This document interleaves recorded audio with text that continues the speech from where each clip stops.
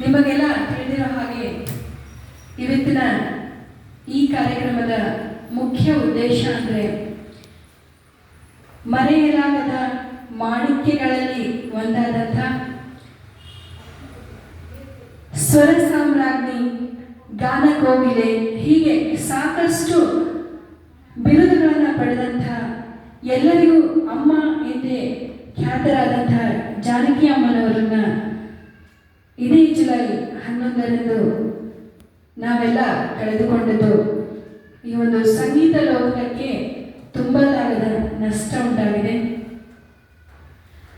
ಎಷ್ಟು ಸಂಗೀತ ಕಲಾವಿದರಿಗಾಗಿರ್ಬೋದು, ಸಂಗೀತ ಆಸಕ್ತರಿಗಾಗಿರ್ಬೋದು, ಅಥವಾ ಯಾವ ಸಂಗೀತಕ್ಕೆ ಮಣಿಯದಂಥ ಮನಸ್ಸೇ ಇಲ್ಲ ಅಂಥ ಒಂದು ಎಲ್ಲ ಸಂಗೀತ ಪ್ರೇಮಿಗಳಿಗೂ ದೇವತೆ ಅನಿಸ್ಕೊಂಡಂಥ ಎಸ್ ಜಾನಕಿಯವರು ನಮ್ಮನ್ನೆಲ್ಲ ಅಗಲಿದ್ದಾರೆ.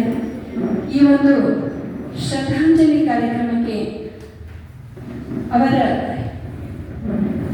ಅನುಭವದ ಮಾತುಗಳನ್ನು ನಮ್ಮೊಂದಿಗೆ ಹಂಚ್ಕೊಳ್ಳಿಕ್ಕೆ ನಮ್ಮ ಅತಿಥಿಗಳು ಇಲ್ಲಿ ಬಂದಿದ್ದಾರೆ.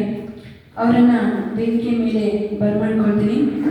ಮೊದಲದಾಗಿ ಧರ್ಮರಾಜ್ ಅಭಯ ಸರ್ ಅವರು